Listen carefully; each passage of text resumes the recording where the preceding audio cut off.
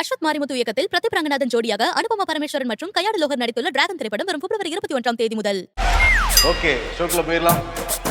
வணக்கம், கேள்விக்குள்ள போயிடலாம். தாஜ்தின் அப்படிங்கிற நேர் வந்து கங்கை நதி மாசு அடைந்து விட்டது என்கிறார்களே அப்படின்னு வந்து கேட்டிருக்காரு. மாசு அடையலன்னு சொல்லிட்டு ஊபி கவர்மெண்ட் சொல்றாங்க. அவங்க ஒரு மாசு கட்டப்பாடு வச்சிருக்காங்க. நாங்க ஆய்வு பண்ணோம்ல. என்னைக்கு பண்ணீங்க? ஜனவரி 12. என்னைக்கு கும்பமேளா ஆரம்பிச்சிச்சு? ஜனவரி 13. அப்ப அப்படிதான் இருந்திருக்கும். ஆனா அதுக்கு முன்னாடியே என்னன்னா கங்கை மாசு அடைஞ்சிருச்சுன்னு சொல்லிட்டு பிரதமர் மோடி வாரணாசி தொகுதியில ஜெயிச்சப்ப கங்கையை சுத்தம் பண்றதுக்கு அவ்வளவு நிதி அள்ளி தரேன்னு சொன்னாரு. ஆனா அப்பவுமே சுத்தம் அள்ளி போட்டாரு உள்ளயா? ஓ, பணத்தை வச்சு கிளீன் பண்ணாம உள்ள போட்டாங்களா? அப்புறம் எப்படி கிளீன் ஆகும்? அந்த ரேஞ்சுக்கு வந்து பண்ணிட்டு இருந்தாங்க. கங்கை மாசடைஞ்சிருச்சு அப்படிங்கிறது இந்த கங்கா, யமுனா, சரஸ்வதிங்கிற நதி இன்விசிபிள் நதி அப்படின்றாங்க. எங்க இருக்கு, எங்க ஆரம்பிச்சது அதெல்லாம் வந்து தெரியல. 2 கீழே போதும். அப்படியா?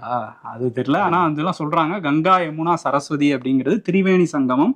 அங்கதான் வந்து இந்த மகா கும்பமேளா நடக்குது. இந்த மகா கும்பமேளா அப்படிங்கிறது 144 வருஷத்துக்கு ஒரு தடவை தான் நடக்கும் அப்படின்னு வந்து சொல்றாங்க இந்த பிரயாக்ராஜ் நகர்ல.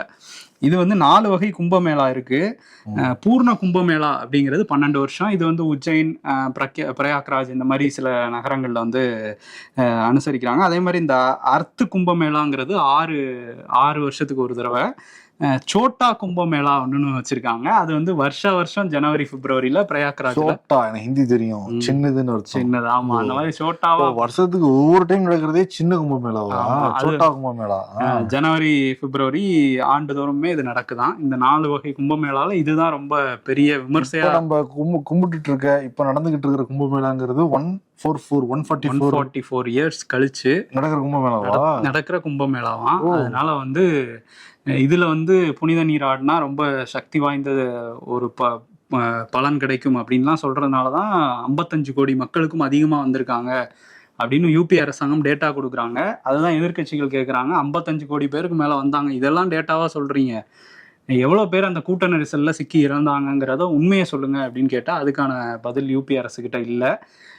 இப்போ இந்த மாசடைஞ்சிருச்சா அப்படிங்கிறது வருவோம். அது வந்து யார் சொல்லியிருந்தாங்கன்னு நம்ம ஷோலே வந்து சொல்லியிருந்தோம். சென்ட்ரல் பொல்யூஷன் கண்ட்ரோல் போர்டு அவங்க தான் நேஷனல் கிரீன் ட்ரிபியூனலுக்கு வந்து அனுப்பிவிட்டு இருந்தாங்க, பசுமை தீர்ப்பாயத்துக்கு. இந்த மாதிரி மாசடைஞ்சிருக்குங்க, குளிச்சாலும் பெரிய பிரச்சனை ஆயிடுங்க, மத்திய அரசு சொல்லியிருந்தாங்க, செஞ்சு வந்து நடவடிக்கை எடுக்குங்கிற மாதிரி சொல்லியிருந்தாங்க. உடனே வந்து யோகி ஆதித்யநாத் சட்டமன்றத்திலேயே வந்து அதை குடிக்கலாம் அப்படின்லாம் பேசியிருந்தாரு. அதான் வந்து இவர் பிரசாந்த் பூஷன் வந்து ஏன் குடிச்சு காட்டுலாம் கேட்டிருந்தாங்க. அது ஒரு குடிச்சு காட்டினார் அவரு. இல்ல இப்ப வரையும் இல்ல, தெரியல வேற எதுவும் பண்றாங்களா, ஜிமிக்ஸ் இதெல்லாம் ஏதாவது பண்றாங்களான்னு தெரியல. ஆனா என்னன்னா மாசு அடைஞ்சிருக்கு. நம்ம சொன்ன அந்த பிடிஓ வேல்யூ வந்து 1 லிட்டருக்கு 3 மில்லிமீட்டருக்கு கம்மியா தான் இருக்கணும். அதுக்கு மேல இருந்துச்சுன்னா அது வந்து பல வகையான நோய்கள் வந்து ஏற்படுத்துங்கிறாங்க நமக்கு.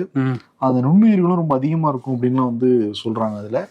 அதனால 4-5 தான் இருந்திருக்கு ஜனவரி 13க்கு அப்புறமே. ஆமா, அதுவும் எனக்கு என்ன தெரியுமா ஒரே கவலை, பிரதமர் மோடி எல்லாம் போய் அதுக்கப்புறம் தான் வந்து குளிச்சாரு. கரெக்டா டெல்லி எலெக்ஷன் நடக்கிற அன்னைக்கு போய் குளிச்சாரு அவரு. ஆமா, அன்னைக்கு எல்லாம் எவ்வளவு இருந்துச்சு, பாதிக்கும். ரொம்ப இல்ல இந்த சாம்பிள் இருக்குல்ல, இந்த சாம்பிள் வந்து ஒவ்வொரு இடத்துலயும் எடுத்திருக்காங்க. இப்போ மக்கள் அதிகமா கூடுற இடம் அந்த மாதிரி, அந்த ஒரு சில இடத்துல கொஞ்சம் பெட்டரா இருந்திருக்கு இதோட. ஓகே, ஒருவேளை அதை பார்த்து அது சாம்பிள்லாம் டெஸ்ட் பண்ணிட்டு கூட்டிட்டு போயிருப்பாங்க. ஏன்னா பிரதமர் கரெக்டா தானே வந்துரும், பிடிஓ வேலை கரெக்டா தான். கண்டிப்பா தான். ஏன்னா அவர் எது சாப்பிடறதுனாலும் அதெல்லாம் டெஸ்ட் பண்ணிட்டு கொடுப்பாங்க. அவர் எங்க போறாருனாலும் அது அவருக்கு இந்த ஆத்துல எப்படி ஓடிட்டு இருக்கு ஆத்துல இந்த தண்ணியெல்லாம் இது பண்ணணும் டெஸ்ட் பண்ண முடியாது. ஆனா ஓரளவு கம்மியா இருக்க ஏரியாக்கா இவரை கூட்டிட்டு போயிருக்கலாம், அதுதான் நடந்திருக்கணும். இப்போ வந்து இந்த அவருக்கு அந்த வீடியோ பாதிப்பு ஒரு பாதிப்பும் வரல அப்படின்னால தைரியமா இருக்கும். உலக தலைவர் ரொம்ப முக்கியம், அவருக்கு ஒன்றும் வராது பிரச்சனை. இன்னொரு பக்கம் வந்து அந்த என்ன சொல்லியிருந்தாங்கன்னா, சென்ட்ரல் பொல்யூஷன் கண்ட்ரோல் போர்டு வந்து என்ன சொன்னாங்கன்னா, அந்த ஃபீக்கல் பாக்டீரியா, மனித கழிவுல இருந்து வெளியாகிற அந்த பாக்டீரியா, ஹியூமன்ஸ், அனிமல்ஸ், இதோட அந்த ஹியூமன் வேஸ்ட் அந்த மாதிரியான விஷயங்கள்ல இருந்தா அந்த பாக்டீரியா வருது அப்படின்னு சொல்லியிருந்தாங்கல்ல. இதனால வந்து என்னென்ன நோய்கள் வரும் அப்படின்னு சொல்லி மருத்துவர்கள் சொல்றாங்க அப்படின்னா, இதுல வந்து குளிச்சாலே இந்த நோய்கள்லாம் வரும் அப்படின்னு வந்து சொல்றாங்க. என்னென்ன அப்படின்னா கேஸ்ட்ரோ இன்டெஸ்டைனல் இன்ஃபெக்ஷன்ஸ் அப்படின்னு சொல்றாங்க. இதுக்கு வந்து டயரியா, வாமிட்டிங் இதெல்லாம் சிம்டம்ஸாக இருக்கும். இது ஒரு நோயாக மாறும், உங்களுக்கு பிரச்சனை ஏற்படுத்தும்னு சொல்றாங்க. ஸ்கின்னு, ஐ ரெண்டுமே, ஏன்னா முங்கி எந்திரிக்கிறாங்கும் போது ஐ எல்லாமே வந்து ஒரு இரிட்டேஷன் ஏற்படும், அதில் பல பிரச்சனைகள் வரும். சொல்றப்பே எனக்கு கண்ணு ஒரு மாதிரி சொல்லு, அரிப்பு, ரேஷஸ் எல்லாம் வந்து வரும் அப்படின்றாங்க. தாண்டி டைஃபாய்டு காய்ச்சல் வர வாய்ப்பு இருக்கு அப்படின்னு சொல்றாங்க. அதே மாதிரி முங்கி எந்திரிச்சிக்கிறதுனால உள்ள வந்து தண்ணி போயிருந்துச்சுன்னா மூச்சு பிரச்சனை கூட வரலாம் அப்படிங்கிறதெல்லாம் வந்து எச்சரிக்கையாக கொடுக்குறாங்க. ஸோ இப்படியான ஒரு வந்து இது இருக்கும்போது அதுக்கு ஏற்பாடு ஒழுங்கா பண்ணல யூபி அரசாங்கம் அப்படிங்கிறதான் குற்றச்சாட்டு. அவங்க என்ன சொல்றாங்கன்னா சிம்பிளா சொல்றாங்க, 55 கோடி மக்கள் வராங்க, கிட்டத்தட்ட சொல்றாங்க தமிழ்நாடு பாப்புலேஷனோட ஒரு 5 பாப்புலேஷன் ஒரு இடத்துல கூடுறாங்க, அதை அவ்வளோதான் நாங்கள் பாதுகாப்பு கொடுத்துருக்க அவங்க சப்பக்கட்டு கட்டுறாங்க. கட்டிட்டு இருக்காங்க. ஆனால் அங்கே கிடக்கிற குப்பையெல்லாம் பார்க்கும்போது நமக்குமே வந்து ரொம்ப கஷ்டமா தான் இருந்தது. அவ்வளோ இடம் இருக்கா, அருவருப்பா இருக்கா, குவாக்குன்னு தான் இருக்கு பாக்குறோம். கழிவுகள் அப்படியே போட்டுட்டு போயிடுறாங்க அப்படிங்கிறதும் ஒரு இதா இருக்குது. இன்னொரு விஷயம் என்னன்னா, இப்போ அந்த அயோத்தி ராமர் கோயிலோட தலைமை குருக்கள் வந்து உயிரிழந்துட்டாரு அப்படிங்கும்போது ஜலசமாதி அப்படின்னு சொல்லி நதியில தான் தூக்கி போட்டாங்க அங்க. அந்த மாதிரியான விஷயங்களும் பிரச்சனைகளை ஏற்படுத்தலாம்னு மருத்துவ வல்லுநர்கள் சொல்றாங்க. பட் அது வந்து அப்படி நடந்துட்டு தான் இருக்குது. ஆனா ஒன்னே ஒண்ணுதான், என் ஃப்ரெண்ட்கிட்ட பேசிட்டு இருந்தப்ப சொன்னார் அவரு, நம்ம ஸ்விம்மிங் பூல்லே நம்பி குளிக்க முடியாது, ஆத்துவே இறங்குறப்ப இது ஆத்துல இதுல எல்லாம் பாக்குறப்ப இவ்வளவு பேர் ஒரே இடத்துல இருந்து கூடுறப்ப. அதுதான் வந்து ஒரு மீம் கூட இப்போ பயங்கர வைரல் நம்ம பார்த்துருப்போம். வெளிநாடு இந்த தேம்ஸ் நதி இந்த மாதிரி வெளிநாடுகள்லாம் வந்து நதியை அவ்வளோ சுத்தமாக வச்சுருக்காங்க, நம்ம நதியை தாயாக வணங்குறவங்க எப்படி வச்சுருக்கோம் அப்படின்னு பாருங்கன்னுலாம் சொன்னாங்க. ஸோ இதுக்கப்புறம் அதான தாய்க்கு தானே சீலை தூக்கி போடுறாங்க, காப்பாத்து தாயே அப்படின்ட்டு மாறிடுது. அதெல்லாம் வந்து அப்படியே போட்டுட்டு போயிடுறாங்கிறது தான் இங்கே பிரச்சனை. இதுக்கப்புறமா தான் அரசாங்கம் அந்த நிதியெல்லாம் ஒதுக்குனாங்கல்ல, அதை வச்சு சுத்தப்படுத்தணும். அந்த திரிவேணி சங்கமம் உட்பட கங்கை நதி எல்லாத்தையுமே சுத்தப்படுத்துவாங்க அப்படின்னு நம்புவோம். நம்பிட்டு அடுத்த கேள்விக்கு போகல. இதை சுத்தப்படுத்தினாதான் உண்மையாலுமே வந்து இந்துக்கள் வந்து மகிழ்ச்சி அடைவாங்க, இவங்க கும்புற சாமி வந்து மகிழ்ச்சி அடையும். ஏன்னா எல்லாருமே ஒரு மாசற்ற இடத்துல போய் வந்து ஆன்மீக வழிபாடு நடத்தணும். இல்ல உள்ள தூய்மையை நம்ம தேடவே முடியாது. எங்க தூய்மையா நாடாரோ அங்கதான் போய் உள்ள தூய்மையை நம்ம வந்து தேட முடியும். ஆன்மீகமே தானே சொல்லுது. ஆமா. ஆனா தூய்மையில இடத்துல போய் எப்படி வந்து தேடுறாங்கிறதான் பல பேருக்கு ஆச்சரியமா இருந்திருக்கலாம். பட் ஆனா வந்து கிடைக்குதுங்கிறதான் மக்கள் சொல்றாங்க. விஜேஷ் அப்படிங்கிற நேயர் வந்து கியூ பிரான்ச் என்றால் என்ன, எதற்காக இந்த அமைப்பு அப்படின்னு கேட்டிருக்காரு. கியூ பிரான்ச் பத்தி நம்ம ஷோல பேசியிருந்தோம். வைகோவோட 2 நாள் முன்னாள், அதாவது 2 நாளைக்கு முன்னாடி முன்னாள் உதவியாளராக மாறின ஒரு வீட்டில் கியூ பிரான்ச் அதிகாரிகள் ரைடெல்லாம் பண்ணாங்க. இந்த ஈழத் தமிழர்கள் பிரச்சனை சார்ந்து அங்கே போய் ஒரு ரைடு நடந்தது அப்படின்லாம் சொல்லியிருந்தோம். ஸோ அதை பற்றி தான், அதை ஒட்டி தான் இந்த கேள்வி வந்திருக்கு. ஏன்னா மக்களுக்கு வந்து இடி பிரான்ச் வந்து தெரியும், சிபிஐ பிரான்ச் வந்து தெரியும், வேற இன்னொரு பிரான்ச் ஒன்று இருக்கே அமலாக்கத்துறை பிரான்ச். ஆமா, அவங்க எல்லாம் ஒவ்வொரு மாநிலத்திலயும் பிரான்ச் வச்சு வேலை பார்த்துக்கிட்டு இருக்காங்க. கியூ பிரான்ச் அப்படின்னு கேள்வி வந்திருக்கு. கியூ பிரான்ச்சுங்கிறது மாநில அரசு கட்டுப்பாட்டில் தான் இருக்குது. 1970களில் ஆரம்பிக்கப்பட்ட ஒரு விங் தான் இது, போலீஸோட ஒரு விங் தான் கியூ பிரான்ச் அப்படிங்கிறது. இந்த கியூ பிரான்ச் அப்படிங்கிறது ஜேம்ஸ் பாண்ட் சீரீஸில் அந்த டைமில் வந்து ஒரு பிரிட்டிஷ் சீக்ரெட் சர்வீஸ் ஏஜென்சியில் இருக்கிற ஒரு விங் மாதிரி இருந்திருக்கு. அந்த டைமில் இந்த பேரையும் வச்சிருக்கிறாங்க. இதுக்கு சில காரணங்கள் சொல்றாங்க. கோஷன்ட் அந்த மாதிரி ஒரு வார்த்தை கிரீக்ல இருந்துச்சு, அதுக்கு இன்டெலிஜென்ஸ் அப்படிங்கிறது இது, அதனாலதான் அந்த மாதிரி கொண்டு வராங்கலாம் ஒரு காரணம் சொல்றாங்க. பட் இதோட வேலை, இவங்களோட வேலை என்ன அப்படின்னா ஜேம்ஸ் பாண்டோட வேலை தான் நினைக்கிறேன், கண்காணிக்கிறது. அது வந்து முன்னாடி வந்து கண்காணிக்கிறது மட்டும் தான் இவங்களுக்கு வேலையா இருந்திருக்கு. அந்த மாதிரி இல்ல சொல்லுங்க, பேக்ரவுண்ட் மியூசிக் போட்டுட்டு இருக்கேன்.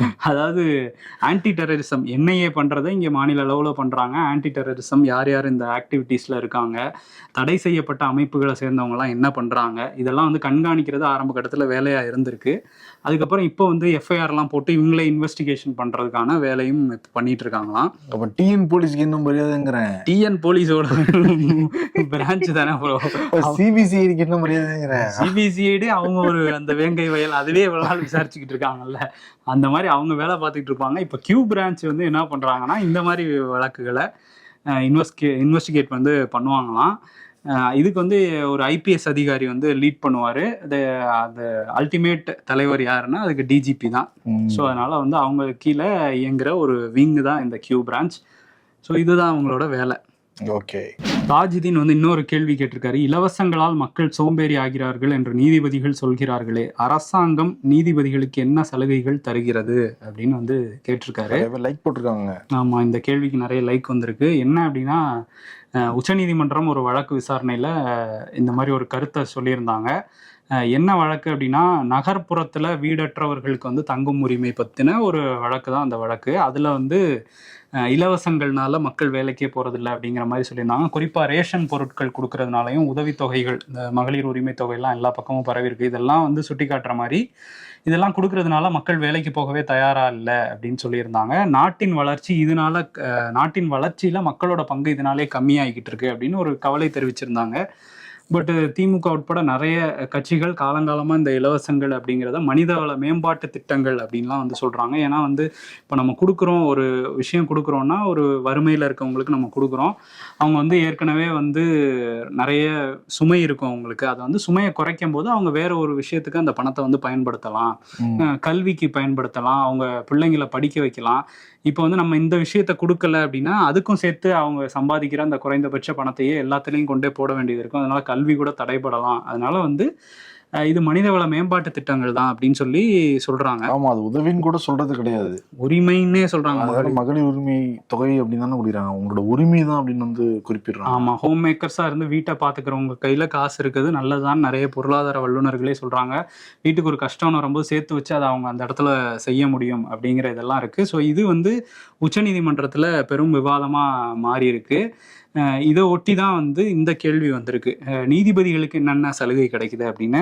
முதல்ல சலுகை அதை தாண்டிட்டு அவங்க சம்பளம் இதெல்லாம் எவ்வளோங்கிறத நம்ம வந்து பார்க்கலாம். கரெக்டாக நோட் பண்ணிருக்கீங்க.